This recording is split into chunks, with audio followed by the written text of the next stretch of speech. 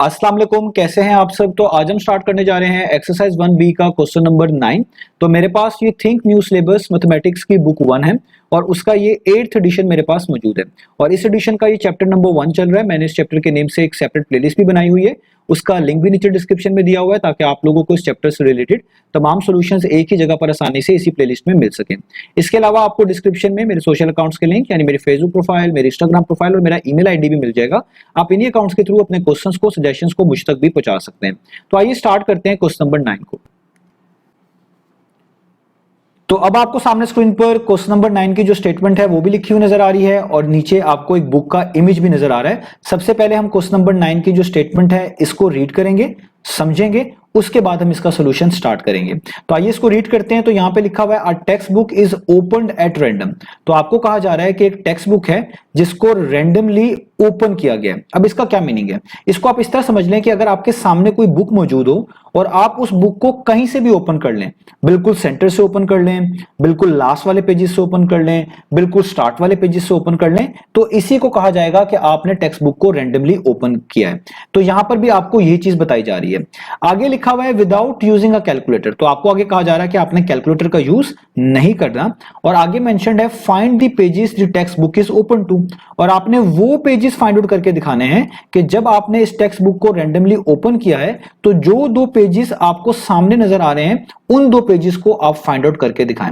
अब उस चीज को आप यहां पर इस जो फिगर से भी समझ सकते हैं कि यहां पर आप देख सकते हैं एक बुक को रैंडमली ओपन करके दिखाया गया है। तो जब भी आप किसी भी बुक को रैंडमली ओपन करेंगे तो आपके सामने दो पेजेस आएंगे, एक आपके लेफ्ट साइड पे होगा इस तरीके से और एक पेज आपके राइट साइड पे होगा इस तरीके से।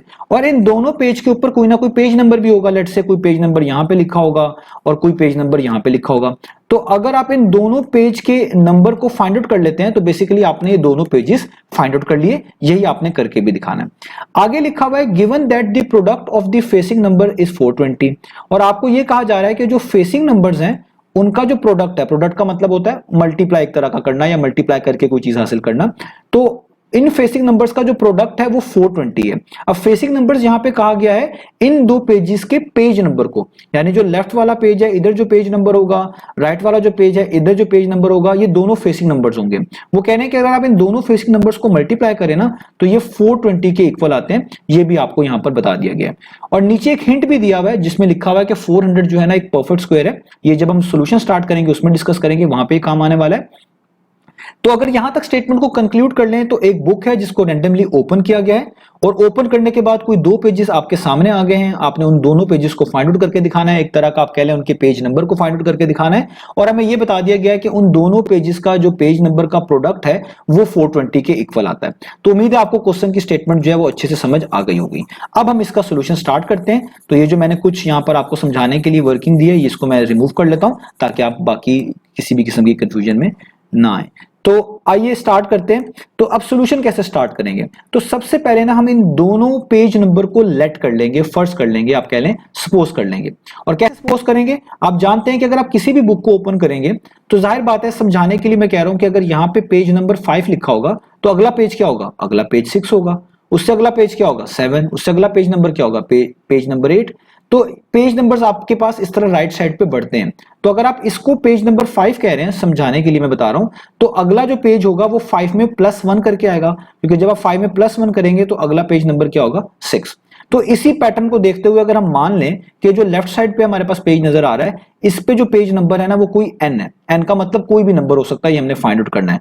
तो उससे जो नेक्स्ट पेज होगा उसका पेज नंबर क्या होगा, वो जाहिर बात है n में एक बढ़ा दें, एक ऐड कर दें, जिस तरह ऊपर 5 में एक ऐड किया था तो n में एक ऐड करेंगे तो क्या बन जाएगा n+1।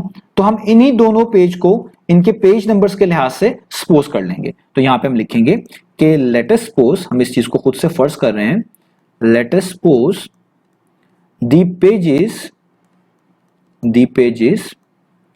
the textbook is opened to Bn and n+1। एक n है और एक n+1 है। तो मैंने ये मान लिया कि जब मैंने इस टेक्स्ट बुक को ओपन किया रैंडमली, तो जो दो पेज मेरे सामने आए उन पे जो पेज नंबर थे, एक पे n था और एक पे n+1 था, ये मैंने यहाँ पे फर्ज कर लिया। अब आगे अगर आप क्वेश्चन की स्टेटमेंट के देखें तो उसी में चीजें मेंशन्ड है।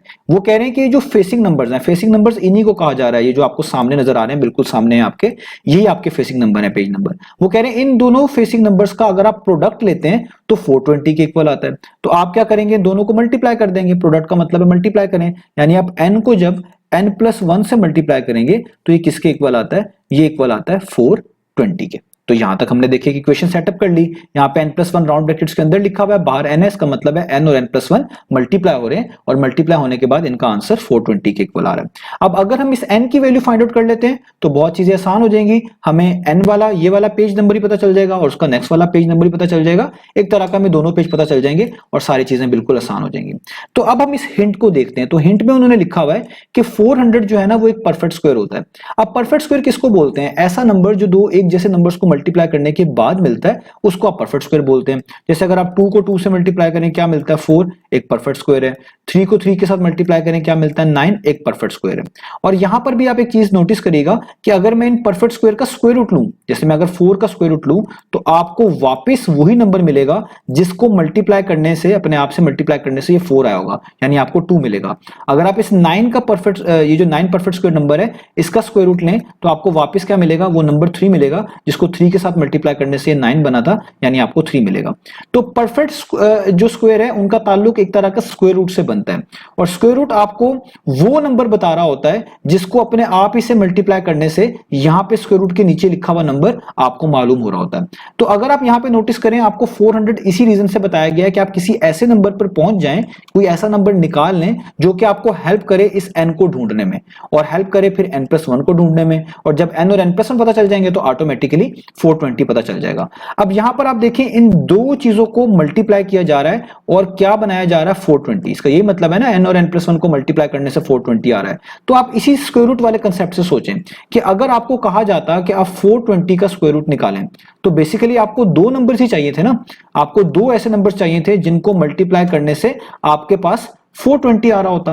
अब 420 तो एक परफेक्ट स्क्वायर नंबर नहीं है, कोई भी दो एक जैसे नंबर्स आपके पास ऐसे नहीं है जिनको मल्टीप्लाई करने से 420 आए। तो आप क्या करेंगे, क्या आप इसके करीब करीब कोई नंबर ढूंढ सकते हैं? तो बिल्कुल ढूंढ सकते हैं। उसी के लिए आपको यहां पर हिंट दिया गया है। आपको हिंट दिया गया 400 एक परफेक्ट स्क्वायर है और आप देखें 400 420 के बहुत करीब करीब भी है।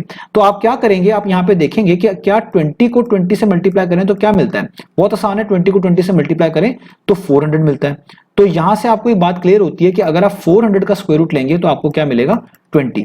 और ये जो 20 आपने नंबर ढूंढा है ना, ये बहुत करीब नंबर बनेगा। किस लिहाज से, इस लिहाज से कि जब आप 20 को यूज करेंगे यहां पर n की वैल्यू के तौर पे और आगे n+1 है यानी 20 में 1 प्लस यूज करके यूज करेंगे तो आप देखेंगे आपको 420 ही मिलेगा या इसके पास पास मिलेगा, जो भी आप देखेंगे। तो बेसिकली स्क्वायर रूट से आपको यह अंदाजा हो जाता है कि अगर आप स्क्वायर रूट ऑफ 420 नहीं फाइंड आउट कर सकते तो आप उसके करीब करीब स्क्वायर रूट फाइंड आउट कर लें तो आपको उसकी वैल्यू की एस्टिमेशन पता चल जाएगी। आप एक तरह का कह लें, आपको वो नंबर पता चल जाएगा जो कि एक अच्छा आप कह लें कंटेंडर हो सकता है कि जो किसी और नंबर के साथ मल्टीप्लाई होकर या तो आपको वही नंबर 420 बना दे या तो उसके करीब करीब कोई नंबर बना दे। तो इसीलिए उन्होंने आपको 400 का यहां पे बताया गया है कि ये परफेक्ट स्क्वायर है ताकि आप 400 से इस नंबर 20 तक पहुंचे। और इस 20 को आप जब ढूंढेंगे इसका मतलब है 20 को 20 से मल्टीप्लाई करने से 400 आ रहा है, तो हो सकता है 20 को किसी और नंबर से मल्टीप्लाई करने से 420 आ जाए या 420 के पास पास आ जाए। तो हम यहां पर यही करेंगे, हम यहां पर लिखेंगे कि जो स्क्वायर रूट ऑफ 420 है, अगर आप इसको अप्रोक्सीमेट कर लें, मतलब इसकी एग्जैक्टली वैल्यू नहीं, अप्रोक्सीमेटेड वैल्यू हम इसको पढ़ते हैं, इस तरह का सिंबल यूज करते हैं, तो वो स्क्वायर रूट ऑफ 400 के इक्वल होगी। और स्क्वायर रूट ऑफ 400 किसके इक्वल है, वो आपके पास इक्वल है, आपके पास यहां पे अभी दिखाया आपको, वो किसके इक्वल है, 20 के इक्वल। और आप यहां पे लिखेंगे and square root of 400 is equal to 20।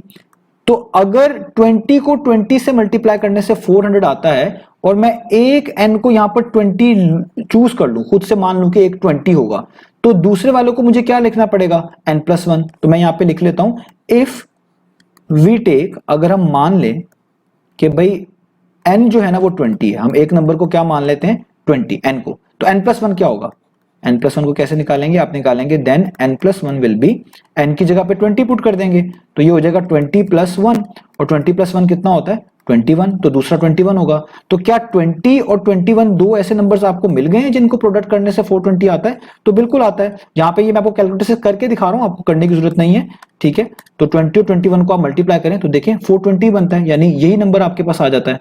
तो देखें आपको स्क्वायर रूट ऑफ 400 ने हेल्प किया 20 निकालने में, और 20 से आपको अंदाजा हो गया कि भाई अगर 20 को 20 से मल्टीप्लाई करने से 400 आता है, जो कि 420 के बहुत करीब बनता है, तो हो सकता है 20 को किसी और नंबर से मल्टीप्लाई करने से 420 के करीब या 420 बना लें। तो अगर मैंने n की वैल्यू 20 चूज करी तो ऑटोमेटिकली मुझे n की जगह पर 20 पुट करके 20 प्लस 1 21 भी मिल गया, और मैं देख रहा हूं कि 20 और 21 को मल्टीप्लाई करने से 420 भी आ रहा है। तो इसका मतलब वाकई में n की वैल्यू क्या होनी चाहिए? वो 20 होनी चाहिए, क्योंकि अगर n की वैल्यू 20 होती है और n की वैल्यू 21 बनती है, तभी तो हमें आंसर किसके इक्वल मिलता है? प्रोडक्ट का 420 के इक्वल मिलता है। तो इसका मतलब हमने पेज नंबर फाइंड आउट कर लिया ना। आप इसको यहाँ पे चेक भी कर सकते हैं, यहाँ पे आप लिखेंगे भी कि आप इसको चेक भी कर सकते हैं कि आप यहाँ पे लिखें n इंटू n प्लस 1 जो है वो किसके इक्वल है?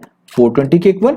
और यहाँ पे आप n की जगह पे क्या वैल्यू पुट कर लें? n की जगह पे आप लें, यहाँ पे लिखें take n is equal to 20। तो n की जगह का मैं 20 लिखूं, यहाँ पे n प्लस 1 में आप 20, n की जगह पर 20 प्लस 1 वैसे, और आगे आप इक्वल टू वैसे लिख दें 420। तो आप नोटिस करें यहाँ पे क्या होगा, यहाँ पे आएगा 20 प्लस 1 कितना होता है? 21, राउंड ब्रैकेट हटा दें, ये हो जाएगा 20 मल्टीप्लाई बाय 21, और 20 मल्टीप्लाई बाय 21 420 होता है। तो 420 इज इक्वल टू 420, ये आपने चेक भी कर लिया।